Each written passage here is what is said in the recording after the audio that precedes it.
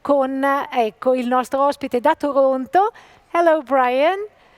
Hello, Christina. Hello, thank you so much for joining us. Allora, ho il piacere di presentare Bryan Pearson. Bryan Pearson è un'autorità assoluta nel mondo della loyalty, è stato CEO e presidente di Hermès, di LoyaltyOne, di Alliance Data, quindi dei protagonisti internazionali di questo mondo. Si è alzato prestissimo per noi per poter partecipare a questo webinar e quindi gli lascio subito la parola per la sua visione di quello che sarà il futuro della loyalty e della customer experience.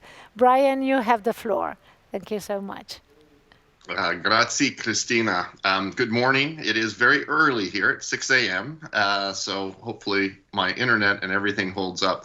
When Christina and I first talked, it was before all the COVID situation exploded, and we all know what happened after that. But we agreed on a topic which is really about the future of loyalty, and my view is really very simple, which is the question of whether loyalty is really poised for a renaissance, and is it well positioned? And we'll chat about that as we go through the morning. So let's start by just looking at what was going on as we entered into this year and what the basis of the presentation might have been. You know, I think programs and loyalty was evolving, but it wasn't necessarily making dramatic leaps. It was responding to market pressures. People were obviously dealing with some of the things that had been talked about on the conference today, digitalization, CRM, experience management, et cetera.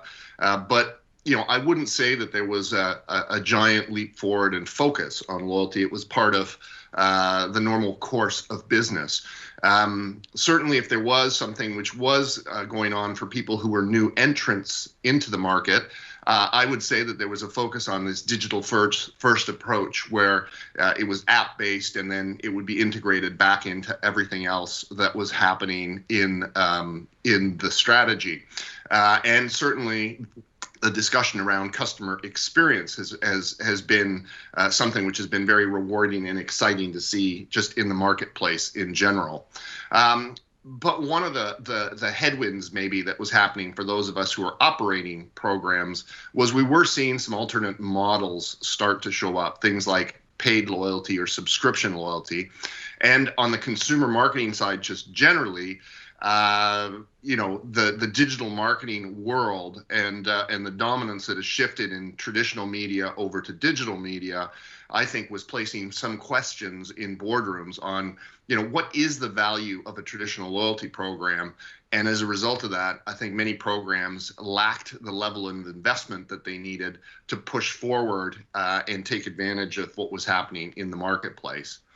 Then the COVID crisis hit, and the world changed. I think with work from home, education from home, conferences from home, you know, this crisis has really resulted in a acceleration of trends and of adoption of new technologies and new approaches and new thinking. And I think loyalty is in a very similar place on that side.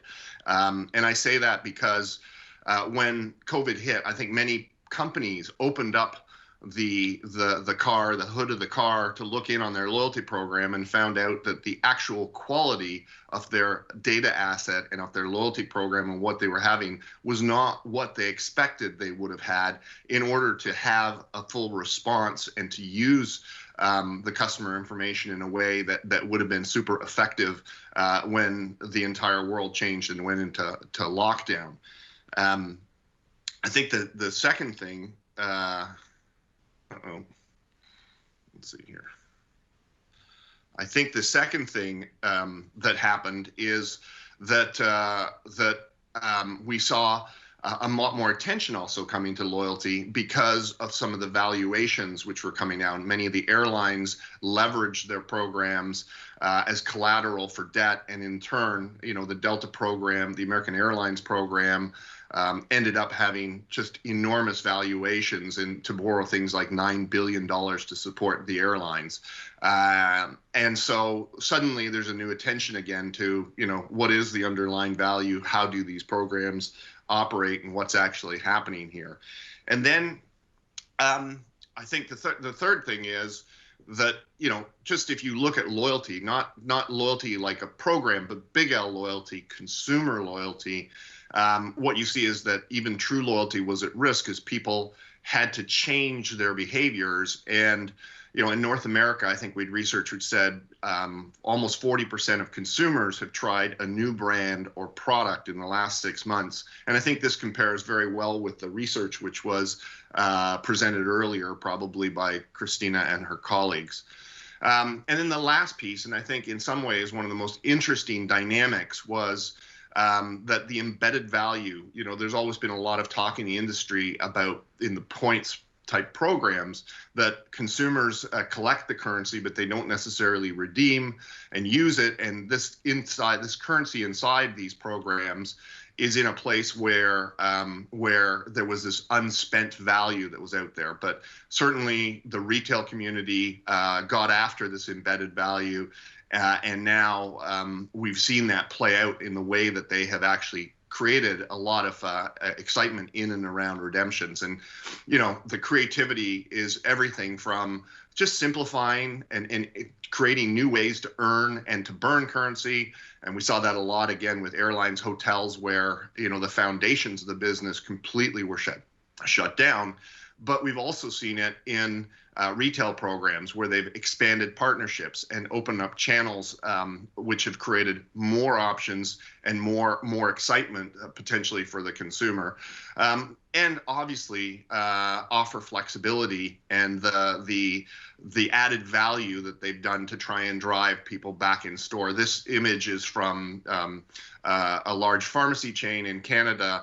And if you do the math, they're offering 30, 40, or 50% more value during this redemption event to bring customers back in store, to excite them, to have them use the embedded value that's in their programs. Now today, and I'd love to say it's post-COVID, but I actually changed it to mid-COVID.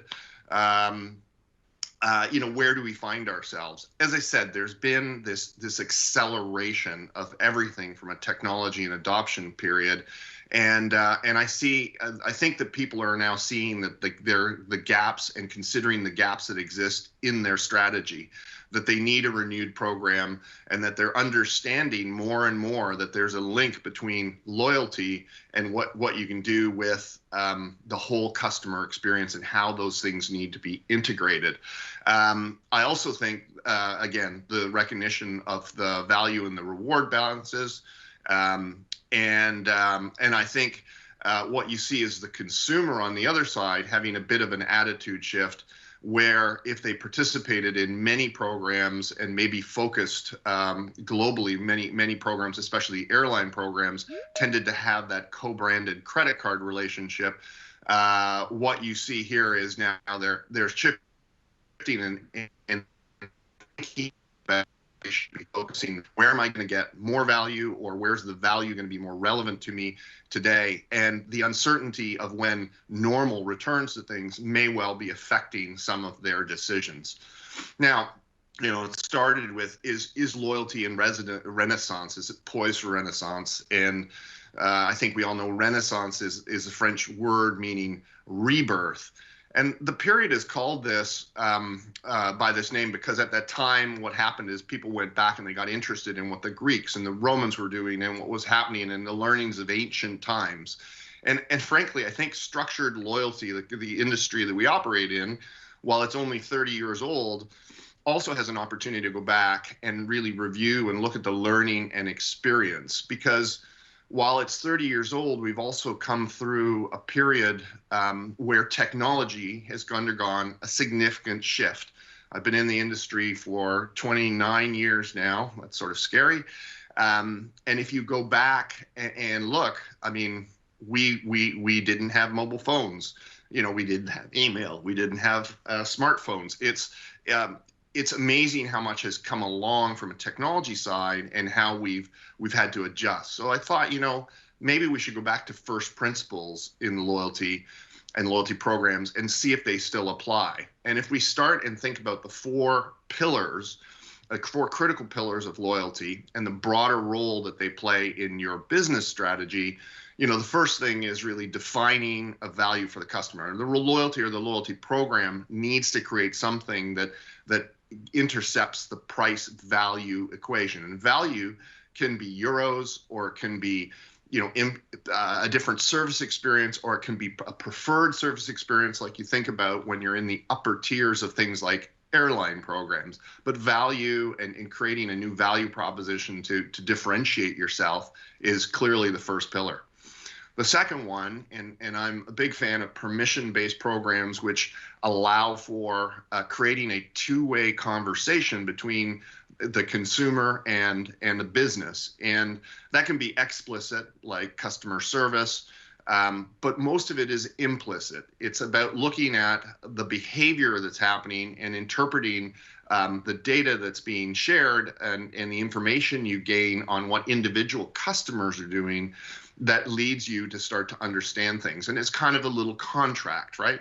You share something, information about yourself. I do something with that information. You react to what I've said to you, or how I've changed my experience, and then we learn together about what works or what doesn't work. So value and dialogue are two pillars. The third one, obviously, and frankly, it's my favorite, is about data and obviously the customer insights. And unfortunately, I think when I wrote The Loyalty Leap, my book in 2012, I talked a lot about the data silos that exist in companies and how we really don't have the full one view of the customer. And unfortunately, I think that still continues. It's better than it was back then. But we need to get this mindset where the loyalty program and the chief marketing officer really operates more like a chief intelligence officer in the business. We know that past behavior is a strong predictor of future behavior, but we also have to be a little bit like scientists, right? Where we test, we experiment, we measure, we learn, and then we can use that information, and the CMO should really be somebody who's involved in activating that information and influencing all parts of the organization. And then the last pillar, I think, in the role of loyalty is this idea of, are we shaping behavior, and do we have the channels and the mechanisms which allow us to change the experience, change the offers, in a way that shapes or creates a better experience and moves the consumer up the engagement path. We live in a world of what, and we really need to move more to a world of why. So understanding the motivations and the things that cause consumers to really engage more powerfully with our businesses. And when you move to the world of why, you don't just sort of look at what's happening. You will move to the world of so what next, which is, if I understand the motivations and underlying drivers, then I can turn around and make more powerful decisions in what I do with both my program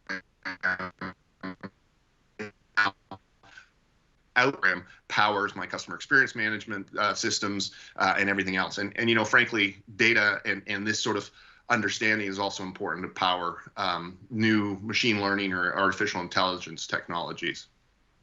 Now, you step back and you ask yourself a simple question, which is, in the world of loyalty, with all this technology and everything that's happening, have these things fundamentally changed? And I think the answer is no.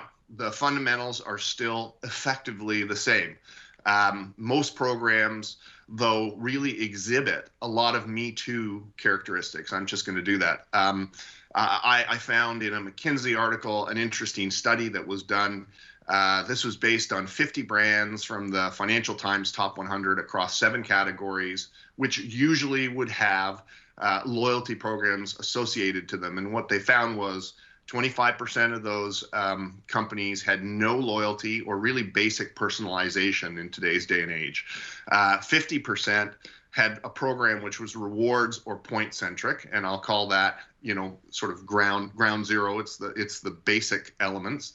And then you had 25% which were experimenting in either an experience-led program, what they called a connected offering, which is this idea that you see with Amazon Prime, where one brand which extends across multiple service offerings. Amazon Prime, Whole Foods, Amazon.com, Prime Video would be, a connected offering.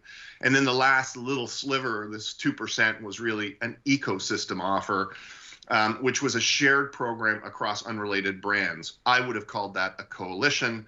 However, McKinsey has decided that they would like to introduce a new term to the lexicon of loyalty and talk about an ecosystem, which has a slightly different mindset on data sharing and how brands get involved and how the program is controlled, which frankly is a fair point. I'll come back to that later.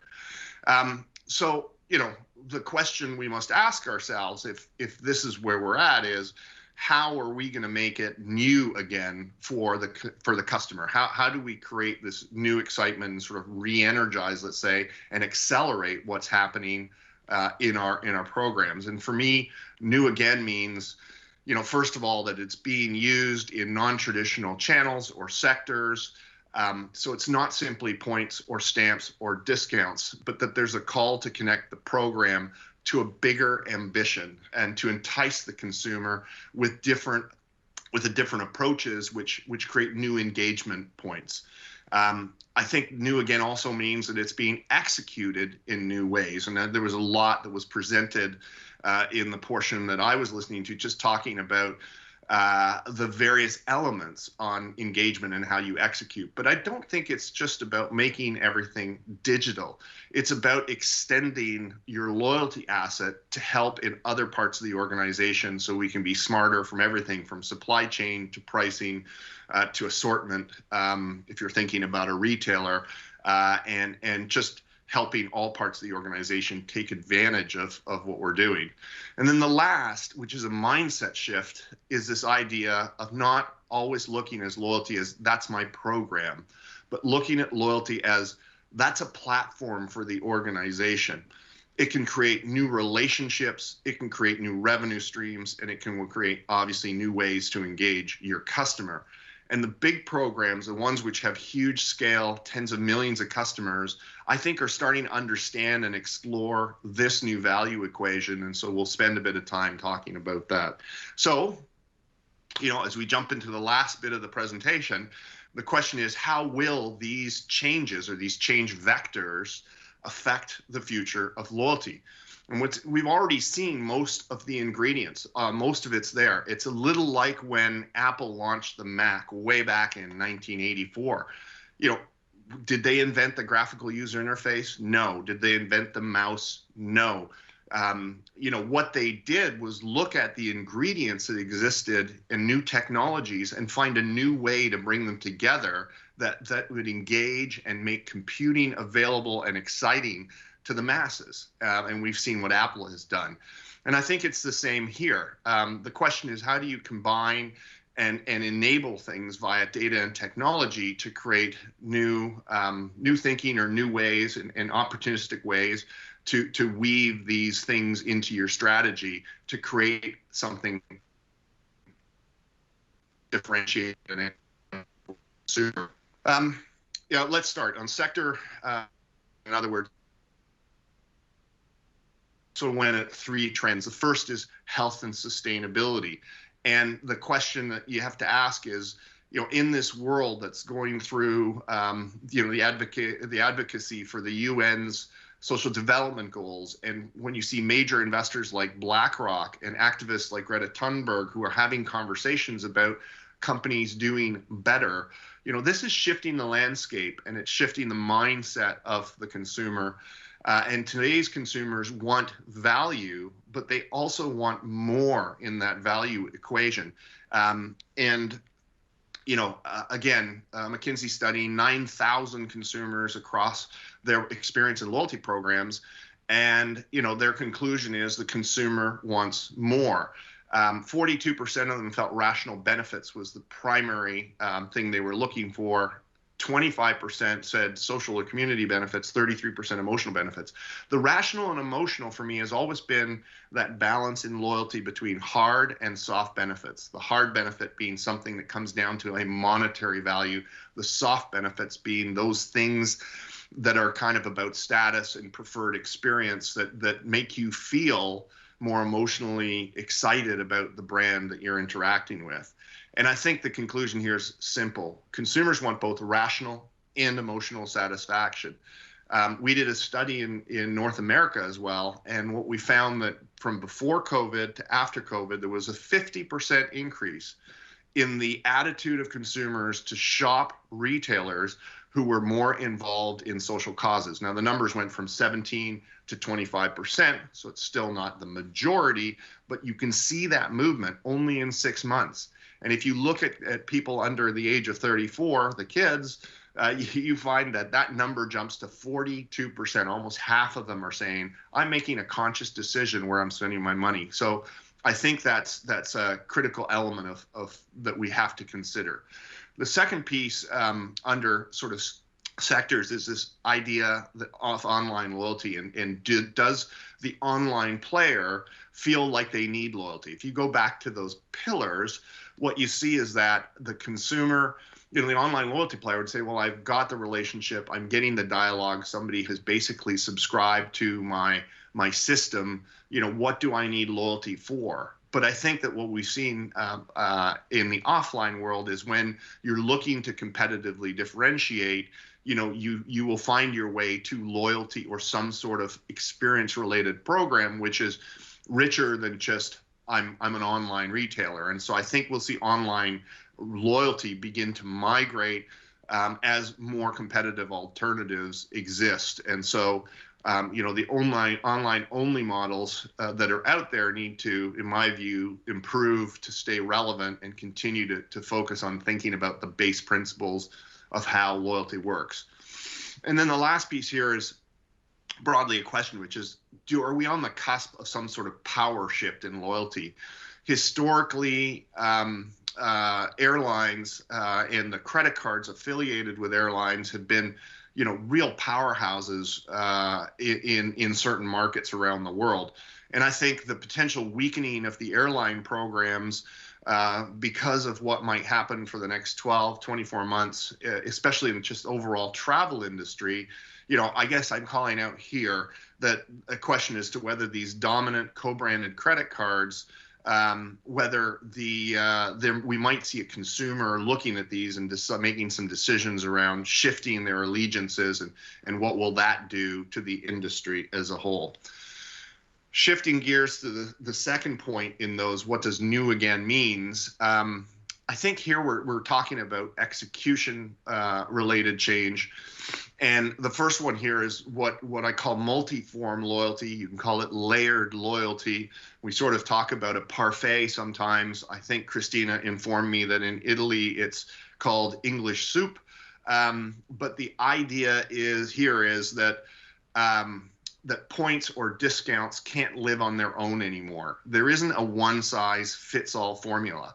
We have to recognize that loyalty is complex, and that different customers value different things. And so what it requires is the loyalty manager, the company, to effectively manage a number of models that are used simultaneously to address consumer interests that are out there. And I think we will see more layering and more variety of program experiences being run by organizations versus just I have a points program and this is what I do.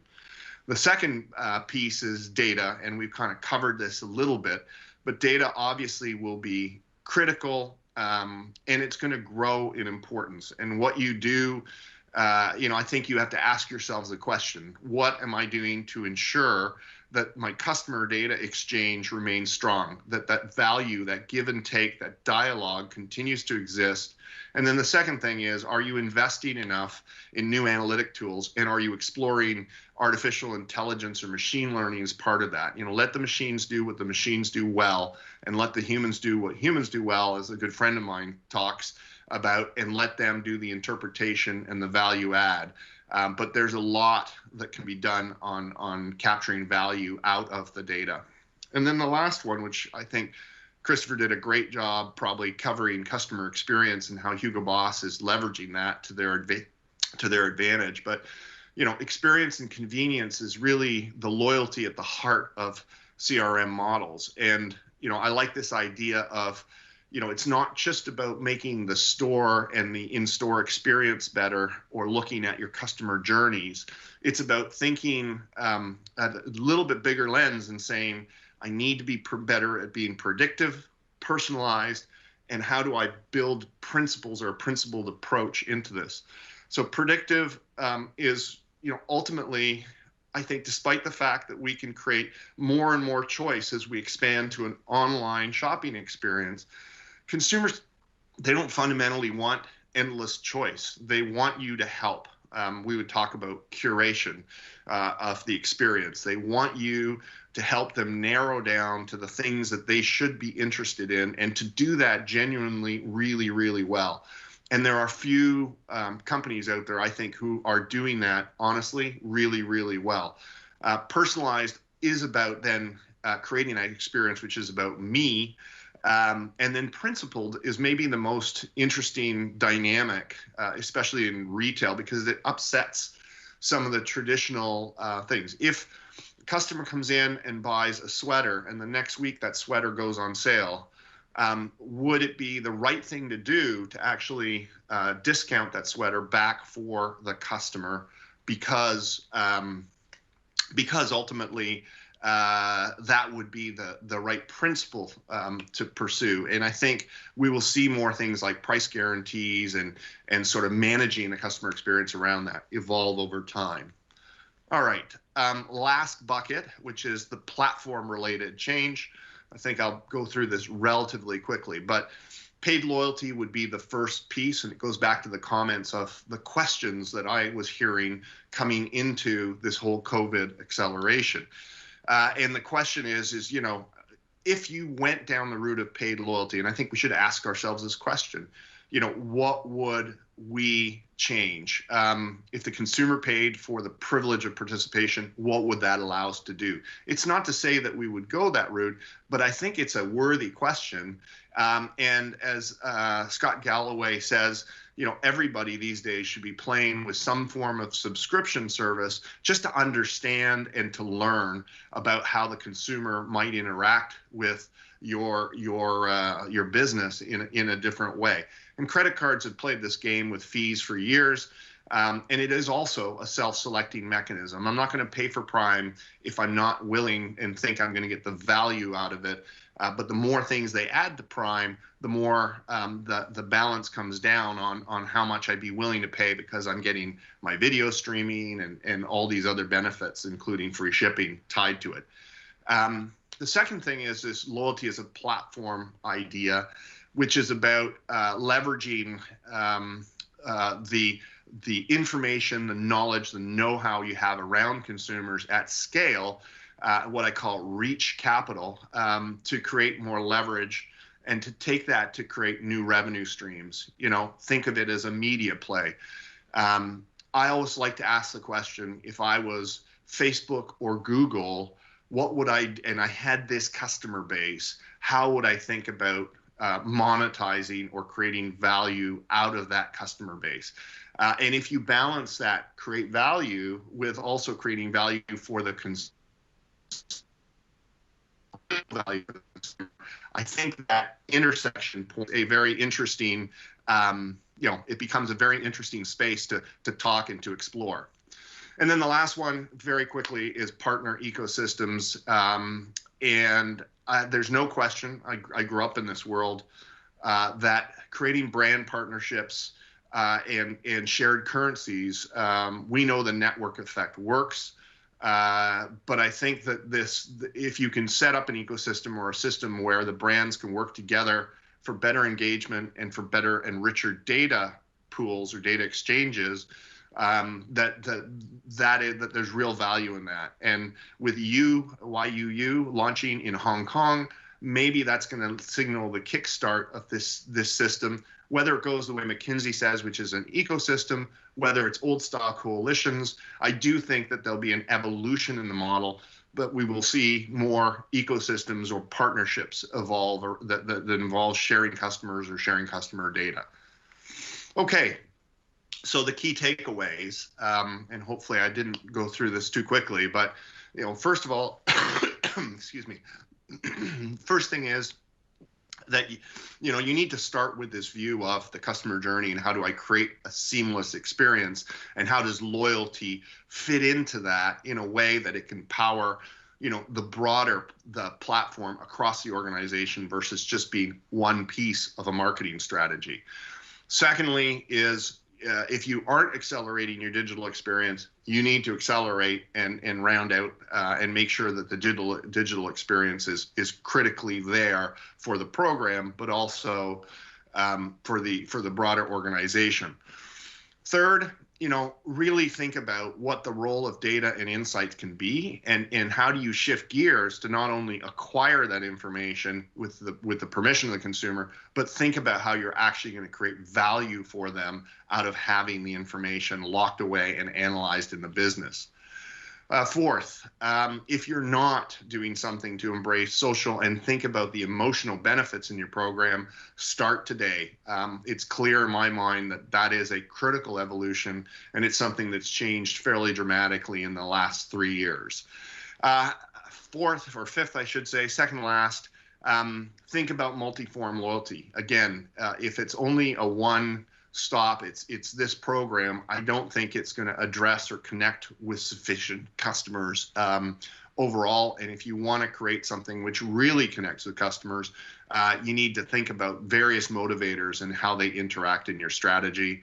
And the last thing is, embrace partnerships. At the end of the day, the complexity and the challenges of the technologies and the know-how that you need to have to run all these pieces is very challenging. And so when you can find great partnerships, great companies that you can work with, or even embrace partnerships in the sense of coalitions or ecosystems, I think that creates a richer experience for you and for your customers.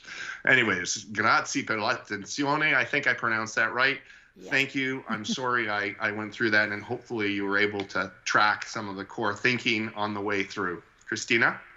Oh, thank you, Bryan. Thank you very much for this very insightful presentation. I think everybody enjoyed it, and we are getting questions coming in for you right this minute. So thank you very much for this. Stay with us, because we are bringing all the other speakers of today together for the final Q&A. So I see that probably also Christopher is coming up on the screen, maybe. I have here one question that I was able to catch from the audience online for you. Maybe we can start with you, Bryan, as we are pulling up all the other speakers. The question has to do with your experience with coalitions and the topic that you touched upon of the future of partnerships. One of the people in the audience asked, there have been failures in coalitions. What do you think companies could learn about what not to do when they start a partnership, and how should they measure and account for the value of their partnerships in order to have meaningful partnership strategies for customer loyalty? Yeah, I mean, I think first let's talk to the failure.